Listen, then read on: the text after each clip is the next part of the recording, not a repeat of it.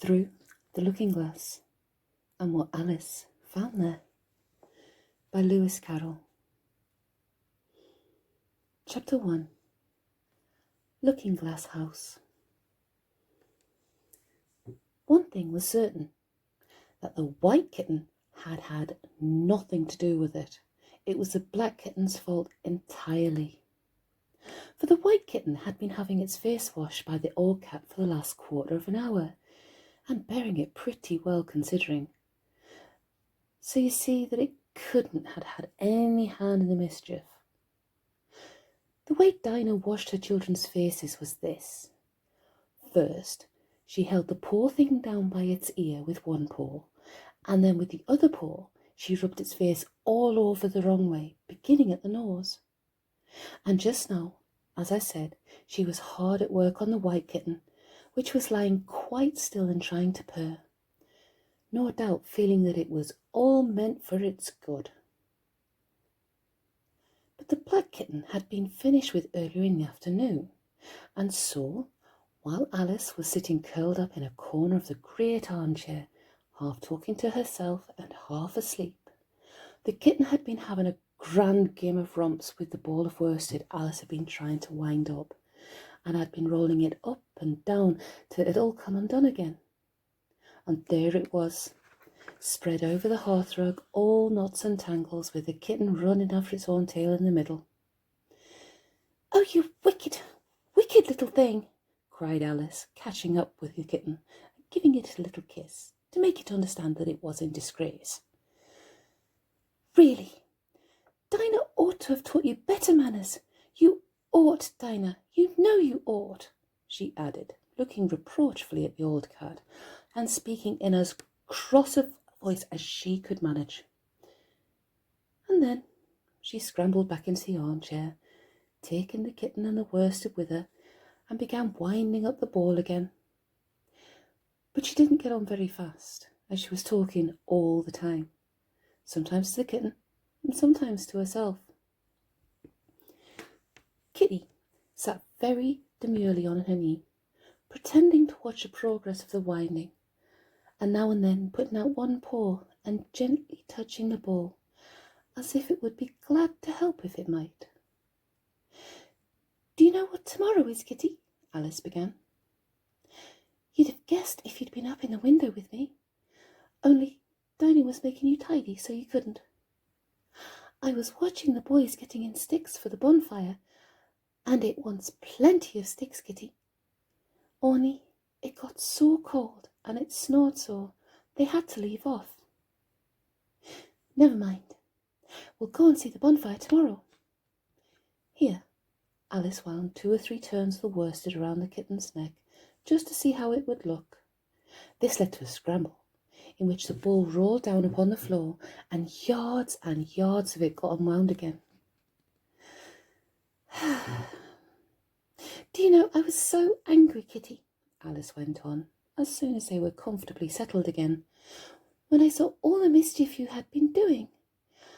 I was very nearly opening the window and putting you out into the snow, and you'd have deserved it, you little mischievous darling. What have you got to say for yourself? Now, don't interrupt me," she went on, holding up one finger. "I'm going to tell you all your faults. Number 1, you squeaked twice while Dinah was washing your face this morning. Now you can't deny it, Kitty. I heard you. What's that you say?" pretending that the kitty was speaking. "Her paw went into your eye? Well, that's your fault for keeping your eyes open. If you'd shut them tight up, it wouldn't have happened. Now, don't make any more excuses, but listen. Number 2, you pulled Snowdrop away by the tail just as I'd put down the saucer of milk before her. What, you were thirsty, were you? How do you know she wasn't thirsty too? Now, for number 3, you unwound every bit of the worsted while I wasn't looking. That's 3 faults, Kitty, and you've not been punished for any of them yet. You know, I'm saving up all your punishments for Wednesday week. Suppose they'd saved up all my punishments," she went on, talking more to herself than the kitten. would they do at the end of a year? I should be sent to prison, I suppose, when that day came. Or, let me see. Suppose each punishment was to be going without a dinner.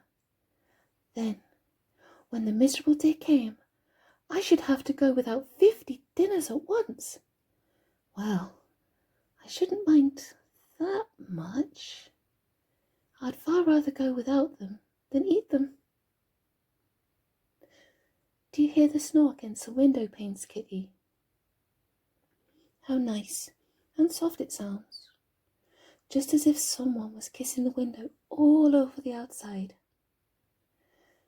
I wonder if the snow loves the trees and fields, that it kisses them so gently, and then it covers them up snug, with a white quilt, and perhaps it says, "Go to sleep, darlings, till the summer comes again."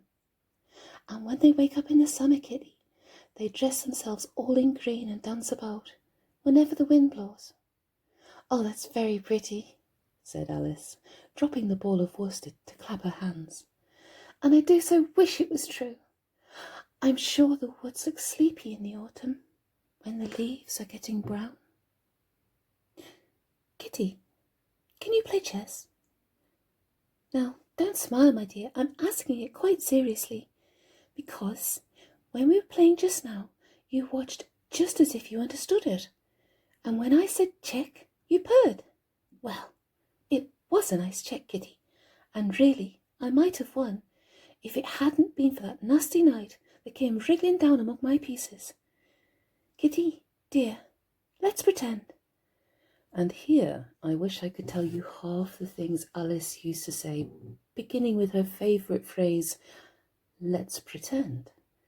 She had quite a long argument with her sister only the day before, all because Alice had begun with, "Let's pretend we're kings and queens," and her sister, who liked being very exact, had argued that they couldn't because there were only two of them, and Alice had been reduced at last to say, "Well, you can be one of them then, and I'll be all the rest."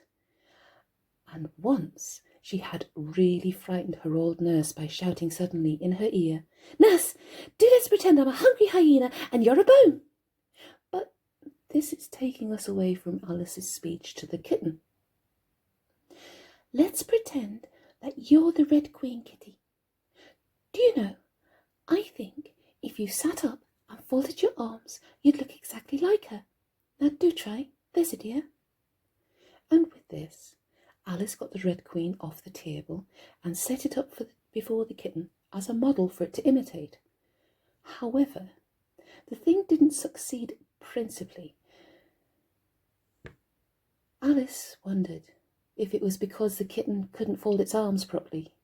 So, to punish it, she held it up to the looking glass that it might see how sulky it was. "And if you're not good directly," she added, "I'll put you through into Looking Glass House. How would you like that? Now, if you'll only attend, Kitty, and not talk so much, I'll tell you all my ideas about Looking Glass House. First, there's the room. You can see through the glass. That's just the same as our drawing room, only the things go the other way. I can see all of it when I get up on a chair. All but the bit just behind the fireplace. Oh, I do so wish I could see that bit. I want so much to know whether they've a fire in the winter. You never can tell, unless our fire smokes, and then smoke comes up in that room too. But that may be only pretence, just to make it look as if they did have a fire. Well then, the books are something like our books, only the words go the wrong way. I know that because I've held up one of our books to the glass, and then they hold up the other one in the other room. How would you like to live in Looking Glass House, Kitty? I wonder if they'd give you milk in there. Perhaps looking glass milk isn't good to drink. But oh, Kitty, now we come to the passage. You can see just a little peep of the passage in Looking Glass House if you leave the door of our drawing room wide open. And it's very like our passage as far as you can see. Only, you know, it may be quite different on beyond. Oh, Kitty, how nice it would be if we could only get through into Looking Glass House. I'm sure it's got all such beautiful things in it.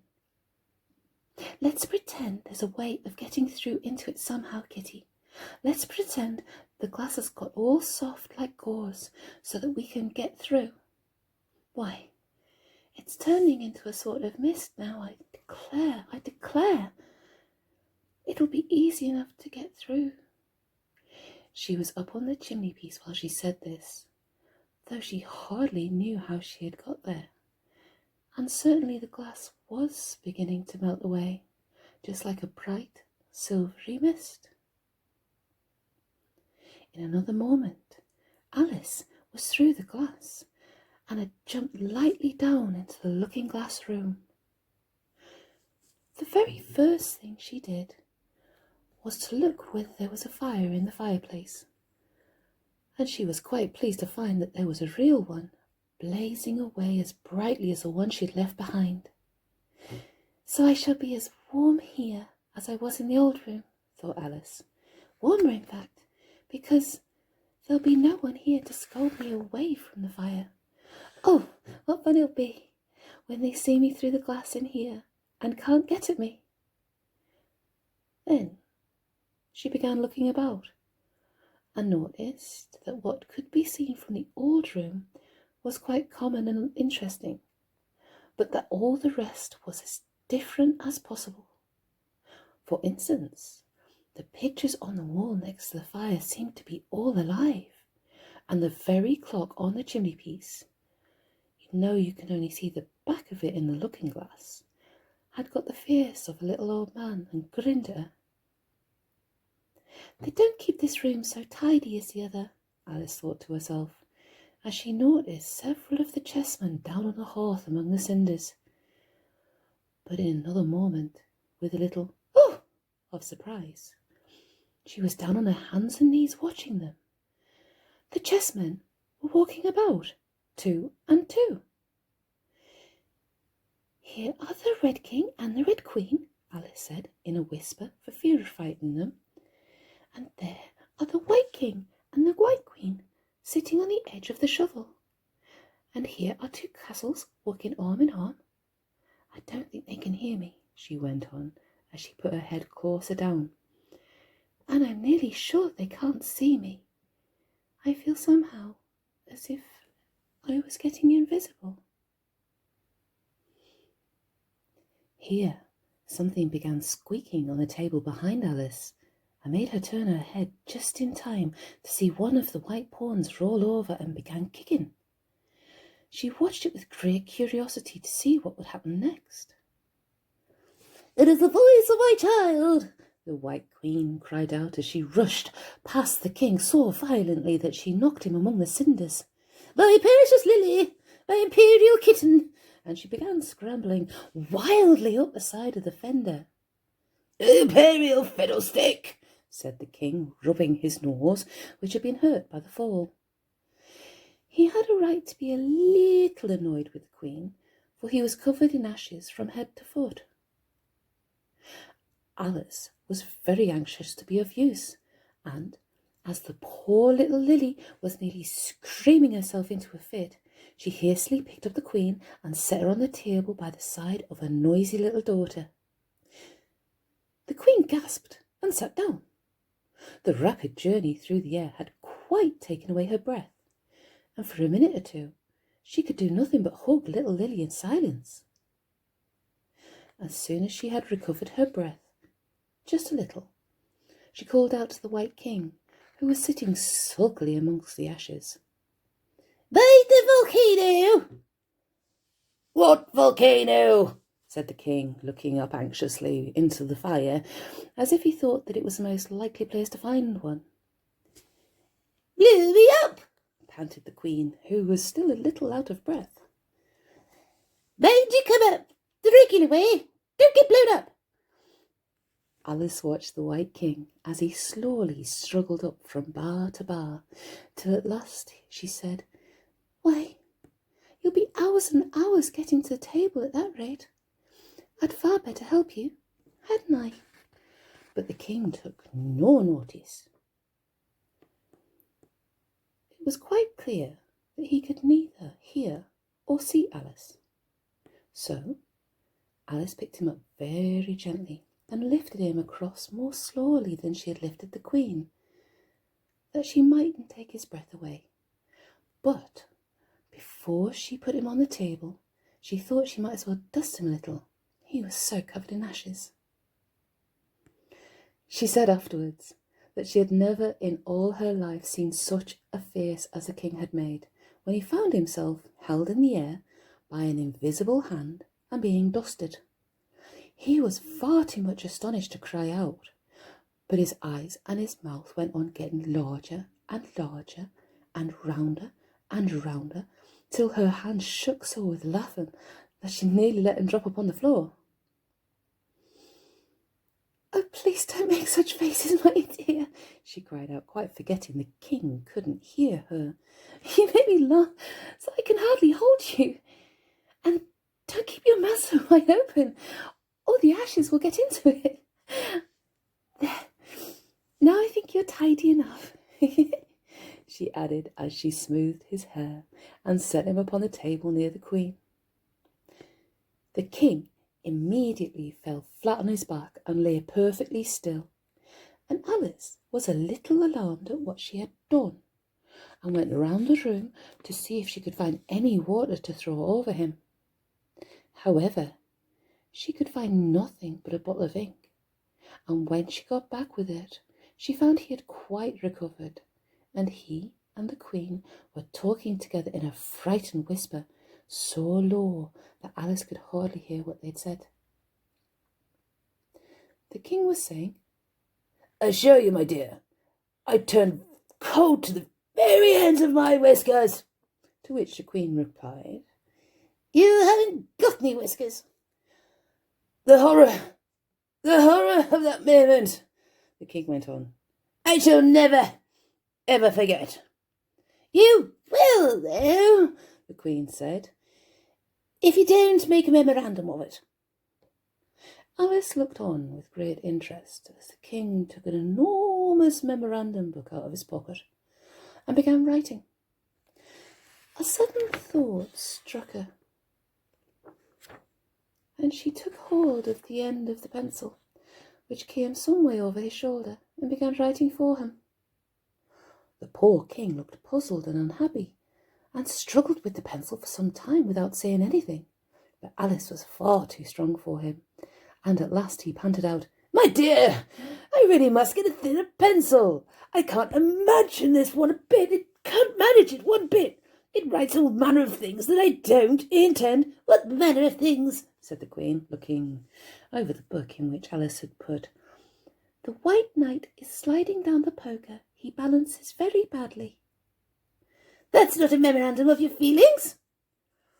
There was a book lying near Alice on the table, and while she sat watching the White King, for she was still a little anxious about him, and the ink all ready to throw over him in case he fainted again, she turned over the leaves to find some part that she could read. "For it's all in some language I don't know," she said to herself. She puzzled over the words for some time, but at last a bright thought struck her. "Why, it's a looking-glass book, of course, and if I hold it up to a glass, the words will go all the right way again." This was the poem that Alice read. Jabberwocky. 'Twas brillig, and the slithy toves did guide and gimble in the wabe. All mimsy were the bothergoves, and the mummer loves a grape.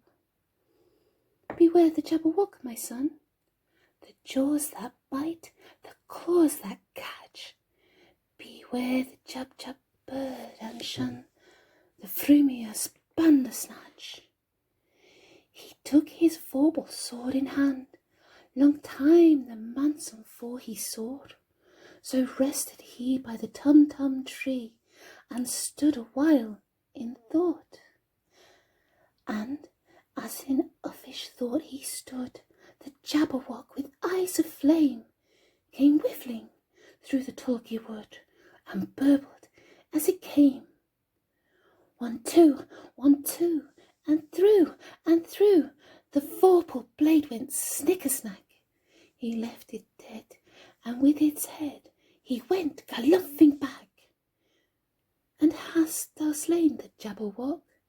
Come to my arms, my beamish boy.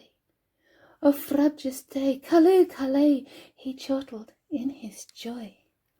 'Twas brillig, and the slithy dwarfs did gyre and gimble in the wave. All mimsy were the bodegorfs, and the mommy ruffs our grave. It seems very pretty, she said when she had finished, but it's rather hard to understand. You see, she didn't like to confess, even to herself, that she couldn't make it out at all. Somehow it seems to fill my head with ideas, only I don't exactly know what they are. However, somebody killed something. That's clear, at any rate.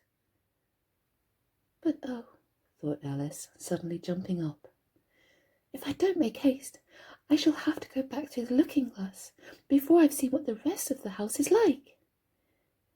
Let's have a look at the garden first. She was out of the room in a moment and ran downstairs, or at least it wasn't exactly running, but a new invention for getting downstairs quickly and easily, as Alice said to herself. She just kept the tips of her fingers on the handrail and floated gently down without even touching the stairs with her feet. Then she floated on through the hall and would have gone straight out that door at the same way if she hadn't caught hold of the doorpost. She was getting a little giddy with so much floating in the air, and was rather glad to find herself walking again in the natural way.